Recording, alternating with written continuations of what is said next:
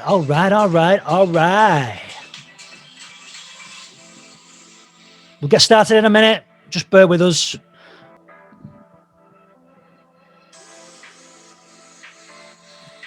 you recognise this from the last webinar? Get everyone's states on point.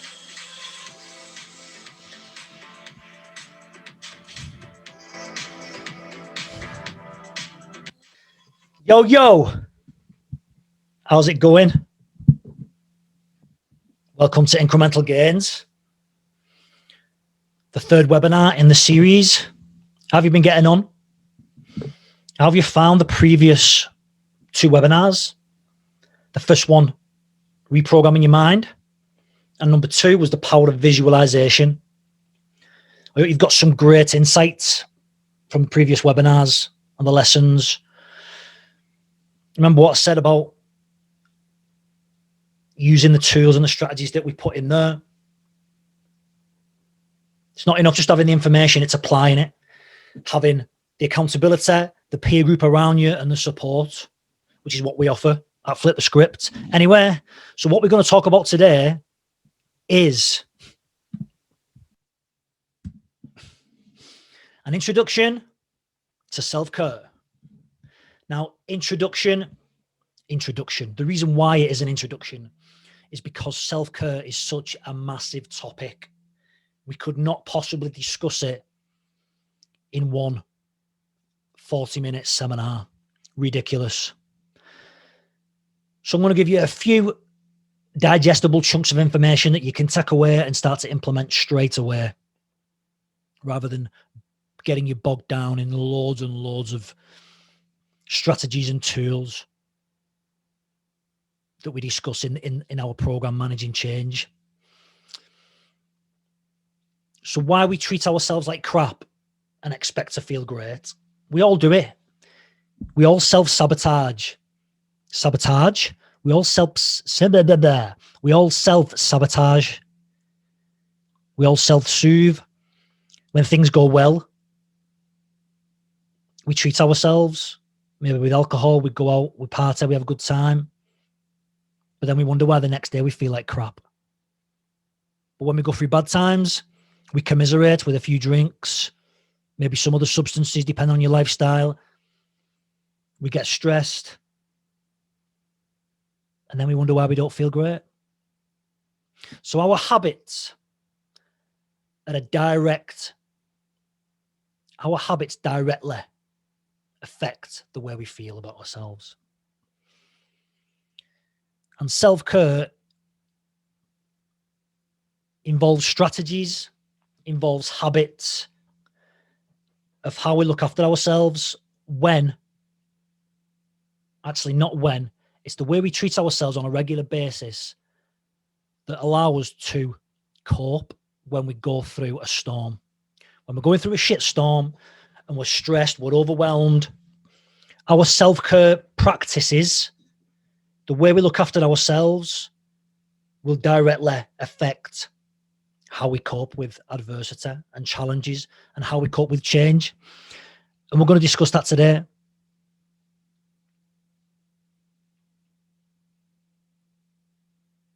You might not have a self-care strategy.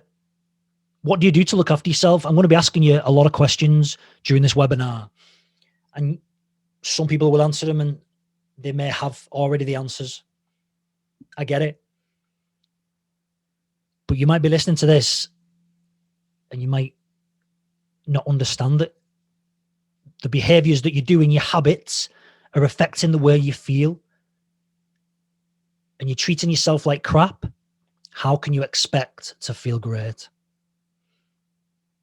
And add on to that, how can you expect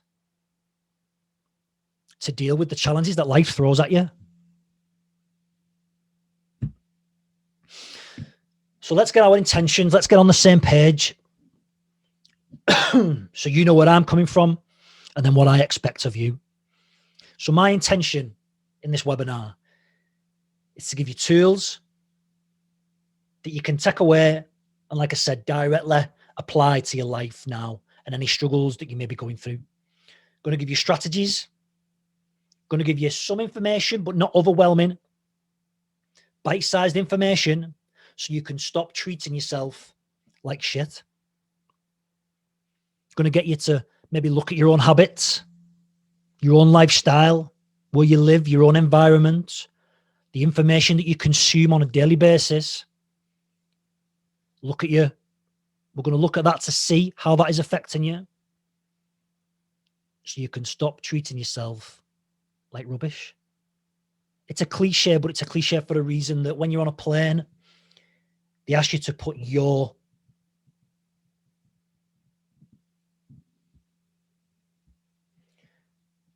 Sorry, I was just making sure I was recording. It's a cliche for a reason, but it fits nicely with this, that when you're on a plane, they always ask you to put your own oxygen mask on before you put your kids' masks on. And the reason for that is obvious. You can't help anybody else if you're not looking after yourself. That makes total sense to me. So you need a self-care strategy. You need things in place that help make you feel amazing.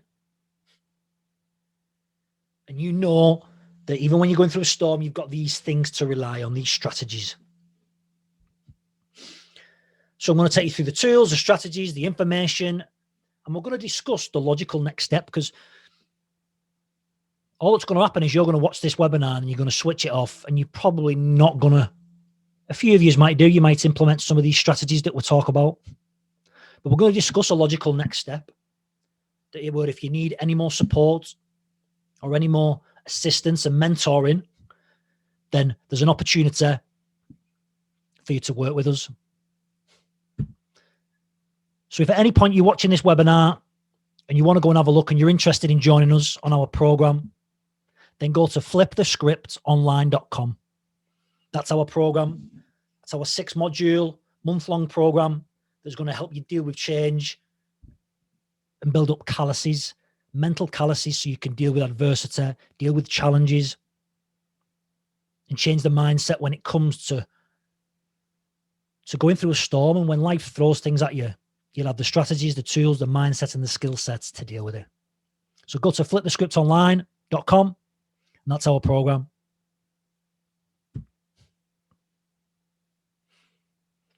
What is your intention? What do you want from this webinar?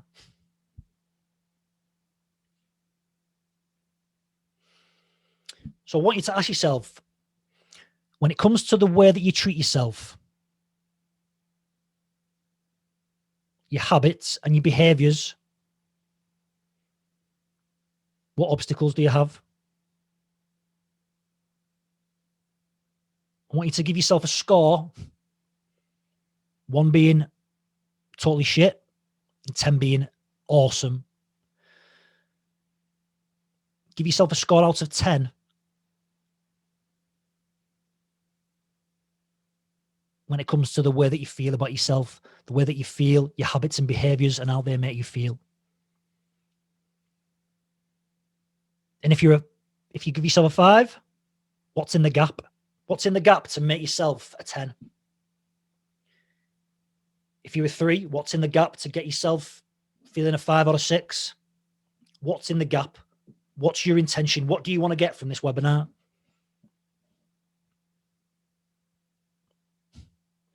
What obstacles are you dealing with right now when it comes to the way that you feel about yourself? I don't like talking about myself. I'm not that kind of person. But to give context to the webinar, I'm going to share a little bit of my story and my background.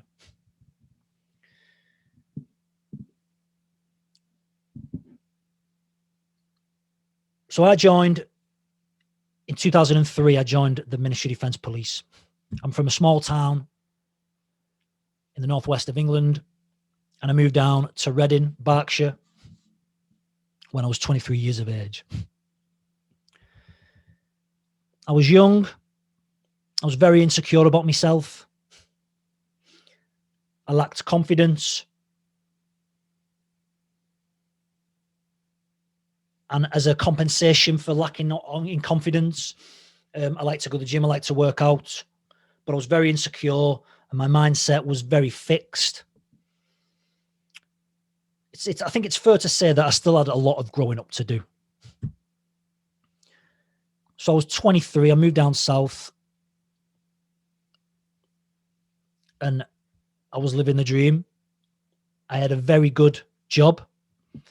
When we come to values and beliefs, by my values and beliefs and definitions of success, I was doing all right for myself. I was earning good money for a 23-year-old. I was renting my own flat, my own car, but I was still constantly comparing myself to other people. Like I said, very insecure. I was comparing myself. Instead of looking at where I'd come from and how much I've had achieved, I was always wanting more. I was looking at what was more, what more could I achieve? What could I buy? What could I do? I was always comparing myself to other people. And if you've listened to any of the stuff that we've done at Incremental Gains, you'll understand the importance and the significance that brings, comparing yourself to other people. You're never going to have a sense of peace and happiness by doing that.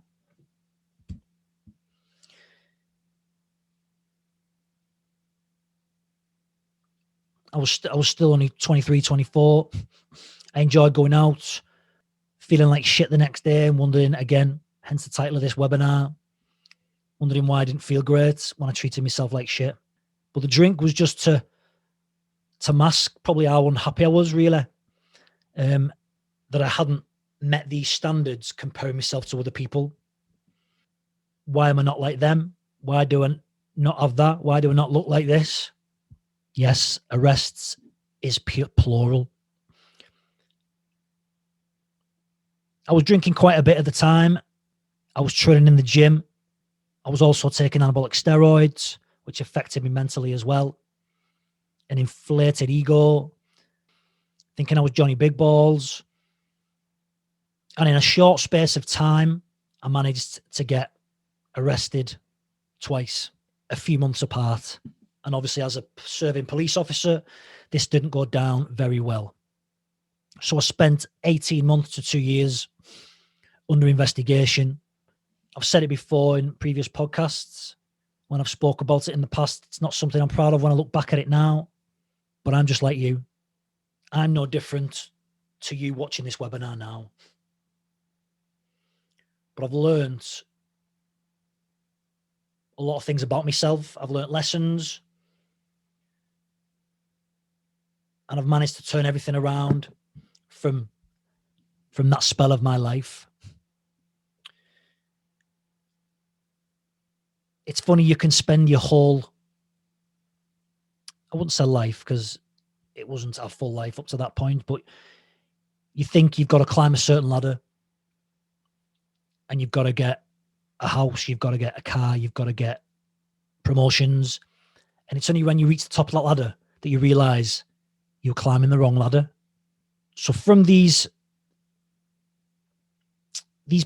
points in my life, especially through the arrests,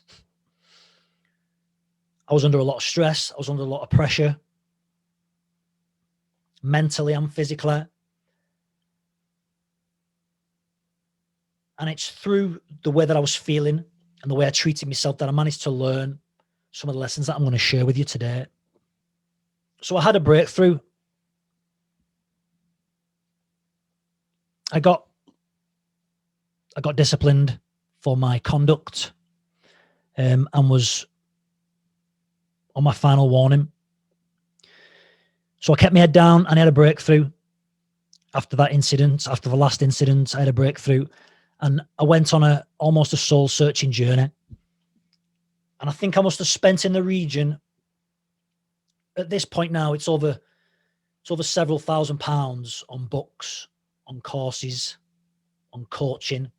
And a lot of those insights are what I'm going to share with you today on this webinar. Obviously, I can't tell you everything because it's not in the scope of this webinar. But if you are interested in working with us further, flipthescriptonline.com. And at the end of this webinar, I'm going to give you an amazing offer to come and work with us on that platform, but it will nowhere near cost you the thousands of pounds that I've invested in the information that I'm going to share with some of you of it today.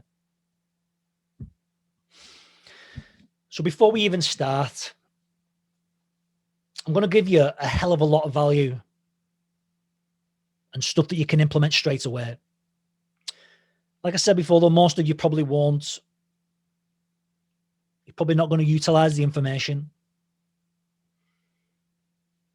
Maybe there's not enough pain for you to do it. Maybe there's no one there that needs you to step up and start to implement these strategies. But you will get an opportunity and you'll have to make a decision at the end of this webinar. And don't get it twisted. Not making a decision is by default making a decision. You've decided not to do anything, not to take action. So choosing not to act and not to implement this or not to work with us further is a decision in itself. So these three strategies are what I started to implement and started to look at through my journey of self-discovery, going through self-help, coaching. Like I said, self-care is a massive topic, but I think these three things are almost the foundation. If you want to start to introduce new habits and new strategies so you can handle stress, anxiety, overwhelm when things start getting tough. So understanding your palate. What do we mean when we talk about palate? What do you think? Yeah, it's what you put in your mouth, your palate. Or that's what everyone assumes it is. Yeah. So the food that you eat, the things that you put in your mouth, we all know to a certain degree what foods are bad for us. We know what foods are fatty. We know what foods, generally speaking, are not going to do us any favors. But yeah, we still eat them. But do you know the palate of the mind? Do you have the same understanding of what information and what stuff you're feeding yourself? Do you understand what that is even doing to you? So I think the first thing we're going to talk about is what information do you consume on a daily basis? So think about your working day. You wake up in the morning. What's the first thing you do? Maybe you grab your phone. You have a shower, then you put the news on. Then maybe you commute to work. You might have the news on again in the car. Maybe you get to work. You have your cup of coffee. You start gossiping with all your colleagues. And you get to dinner. You maybe have a read of the paper. You go back online. Gossip a bit more. Talk about some stuff. And by the end of the day, you're stressed out. You get back in your car. Maybe you've had a bit of road rage. Maybe someone's cut you up at the roundabout. So you come home, you take it out on your wife. So you're a bit stressed out. You take it out on your wife or your husband or your kids. You sit down, the news is back on. You're scrolling through Instagram, through social media, through Facebook. You're involved in your mate's WhatsApp group. That's constantly pinging. And you go to bed, you maybe watch a bit of Netflix on the iPad in bed, and then you go to sleep. And you repeat that process for 7 days, and you wonder why you feel like shit. So one of our biggest drains on energy is other people. And the drama that other people bring. Getting involved in drama, whether that's online or whether that's on a one-to-one basis in a group. Drama is a number one resource on our energy. So part of your palate and the information that you're taking in is getting involved in drama. So don't get embroiled in drama or gossiping. Understand that what you're seeing on social media is people's perfect lives or what they want to perceive, what they want other people to perceive them like. So you're constantly going to be similar to me, So I get it. Comparing ourselves to other people. Comparison is the thief of joy. So think about what you're doing when you're watching the news. Scaremongering, scarcity. You're getting embroiled in that narrative, in that rhetoric. You're starting to get frustrated by watching Piers Morgan rant in the morning. You're then continuing to do that. You take that on board, and then you take that into the office. So your whole journey to work has just been thinking about what Piers Morgan was ranting about this morning. So you've given up so much energy and wasted so much energy thinking about that topic or that person who's cut you up. You've consumed, that's all you've thought about, that incident, all the way to work in the morning or on the way at home. Then you carried on maybe discussing it with your partner when you got home. So understand the palette, the information, and the media that you consume. So we know about eating on our palate, consuming food, but what about the information that you consume, the podcasts you listen to, the books you read, the television you watch, the drama that people who you associate with brings? Do you take on board that drama? So you have the opportunity now to try and understand what you consume on a daily basis. What information are you consuming? And I would definitely, next time you're in a group chat, consciously try not to get involved in drama. We talk about this more on our 10 for 10 challenge. One of the days is to actually don't get involved in gossip. Surprisingly, it's quite hard to do. I think as humans, there's something built into us that we like. We like to gossip. But it's when we get involved in that drama that's taking energy units away from us. The power of your environment. How many of you now, actually, I'll tell you a little caveat to this. So I learned this off Chris Evans on the Virgin Radio. So when you're asleep at night and you wake up, you've probably all done this when you wake up and you think, I'll just shut my eyes again, I'll try and get back to sleep. And then you clock watch and you think, oh, I've got to be up in 4 hours. Try and go back to sleep. Oh, I've got to be up in 3 hours. Oh my God, I've got to get up in 2 hours. And it's a vicious circle because the more you can't sleep, the more you get frustrated that you can't sleep. Therefore, the more you can't sleep. Was Chris Evans had a sleep expert on.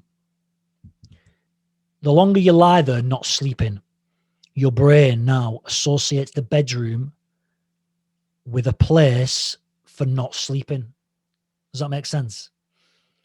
So the longer you lie there getting frustrated that you can't sleep, the more your brain associates the bedroom, the environment, it associates it with a place that you don't sleep. How mad's that? So what he suggests is that you get up, go into another room, go downstairs, read a book maybe, do some meditation until you feel sleeper. Then come back to bed and you'll fall asleep because you're back in the environment that your brain associates sleeping with. Now that sounds counterintuitive, doesn't it? But if you think about that as a stressor, and you think that you're going through some shit, some adversity, a stressful time in life,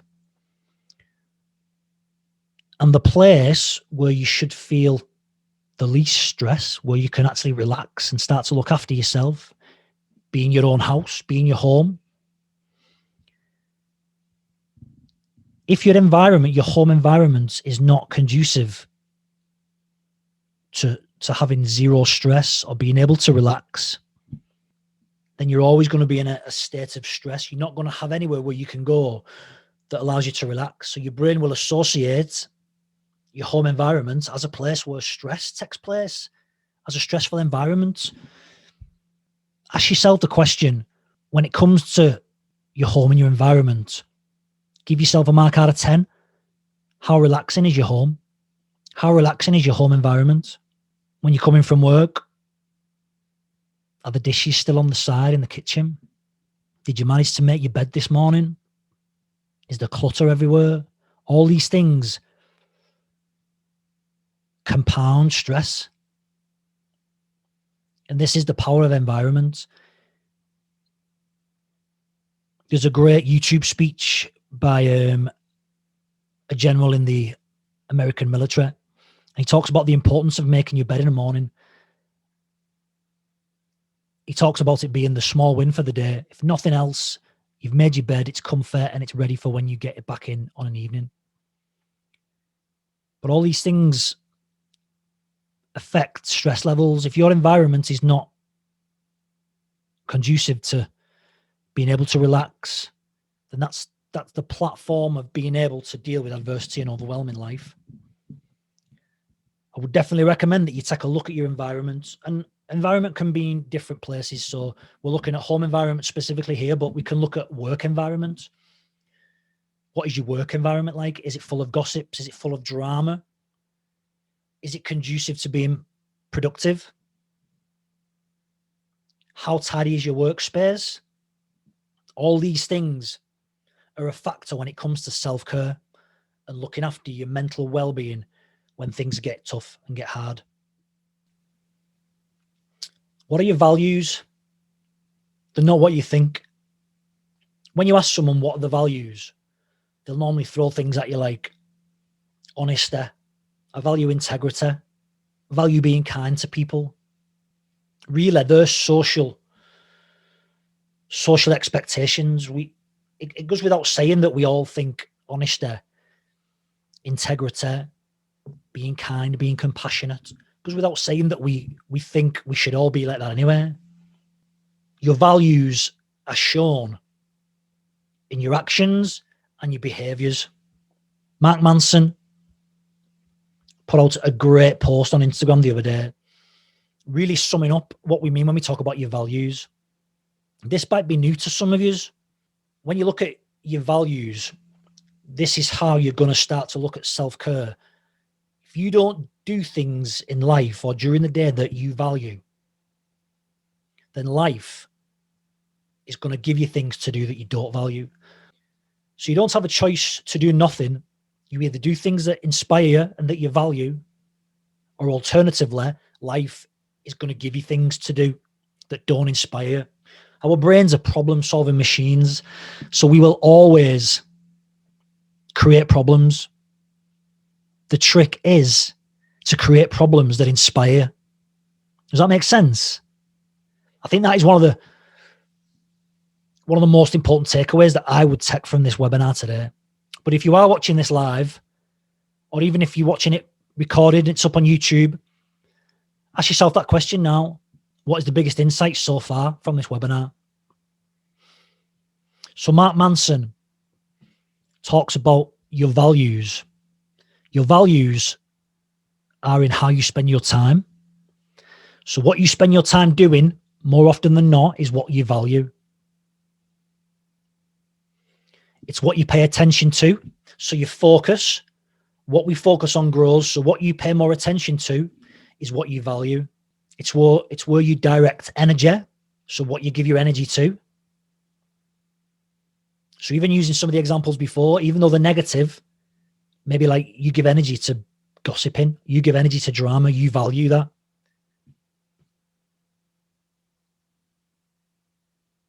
But that's a big drain on your energy.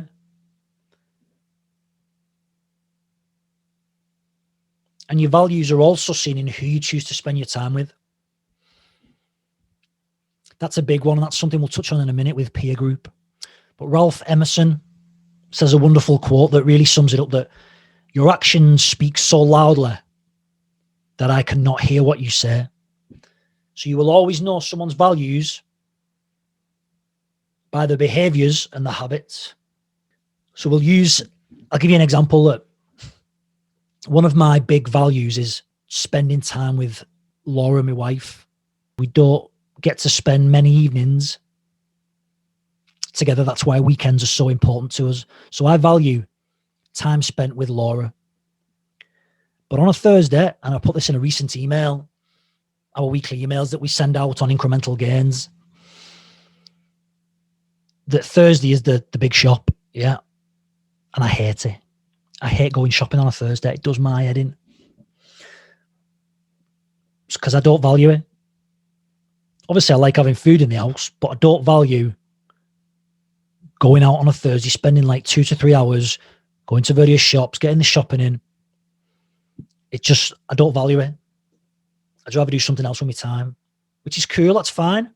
So a good tactic and a good trick to do is to make my value fit one of Laura's values. So for example, I hate going shopping. I value spending time with my wife. Whereas one of Laura's values is doing things for other people. So we go shopping for her mum on the Thursday as well.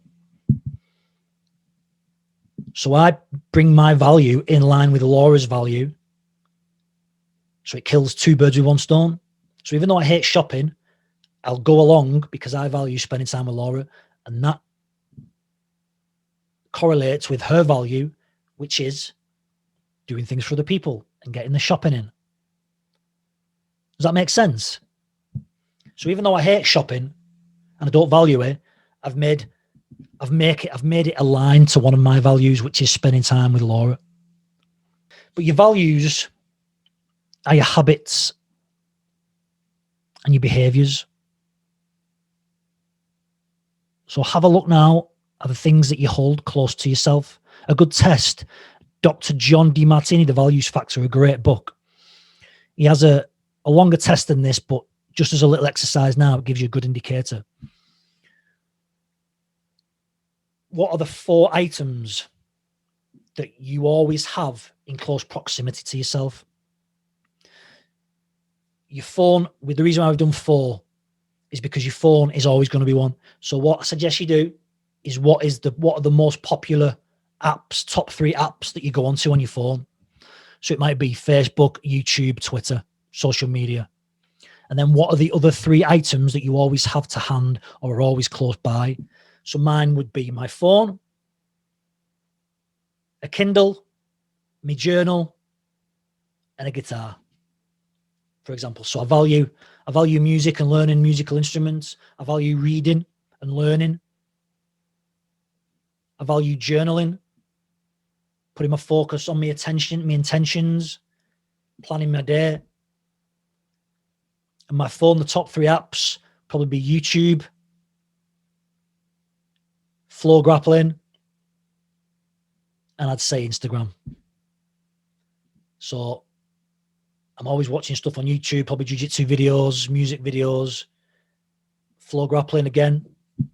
I value jiu-jitsu. So I'll always make time. You always make time for the things that you value. So carry out that little test now and see what you get from it. We talk more about values on the Managing Change Flip for Script program and how you can align your values and create leverage. So when you create goals, you'll always have a strong reason why. So what's missing? I ask you that question again that we mentioned at the beginning. When it comes to your habits and your behaviors and how they make you feel, what score would you give yourself out of 10? 1 being absolutely dog shit, 10 being absolutely amazing.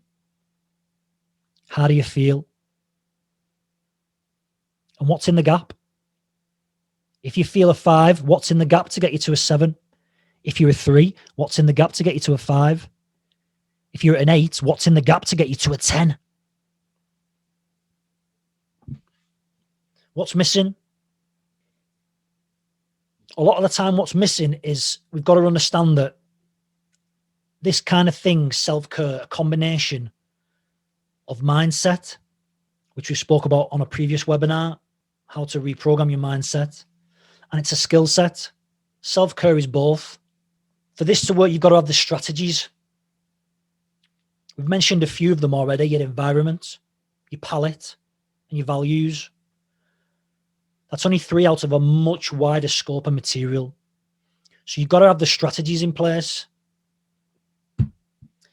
You've got to have access to coaching and mentoring. You've watched this webinar. I've dropped a lot of value, and you'll probably stop watching it, think it was interesting, and that's it. That's all you'll ever do. But if you've got access to the coaching and the mentoring, so you can ask questions, you can follow up, the chances are that you will progress. You'll need focus. Again, what we focus on grows. You've probably seen it yourself.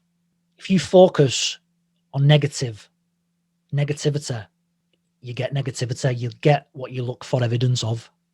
There is no good or bad, but thinking makes it so. Whatever you focus on, you will get it. A massive accountability. A lot of the times we don't do what we said we're going to do, because if it was down to us and we were doing it for ourselves, we'd already be doing it.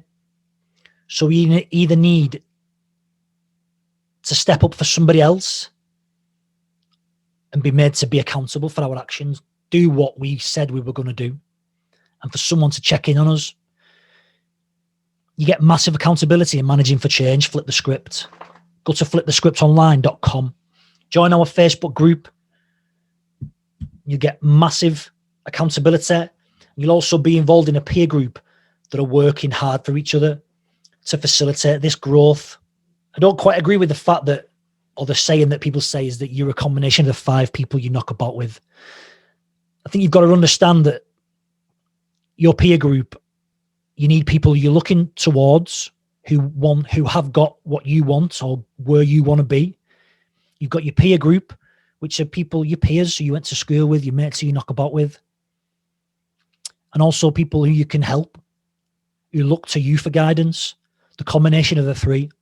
But if you don't have that higher peer group who you look to, you will always fall back to the levels of your current peer group. And I think it's an important distinction that you need people to look towards to achieve more.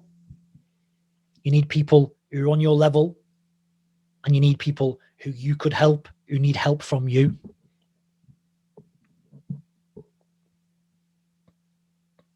But you will ultimately rise or fall to the level of your peer group.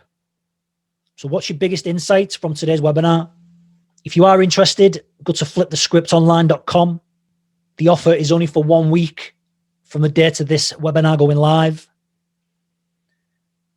And then it will be back up to the original price.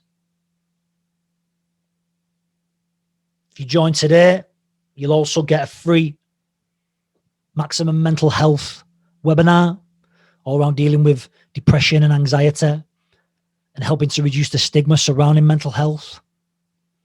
And you'll also get a copy of the Incremental Health audiobook. But if you're not ready, then that's fine also. I hope you've got some insight from this webinar today.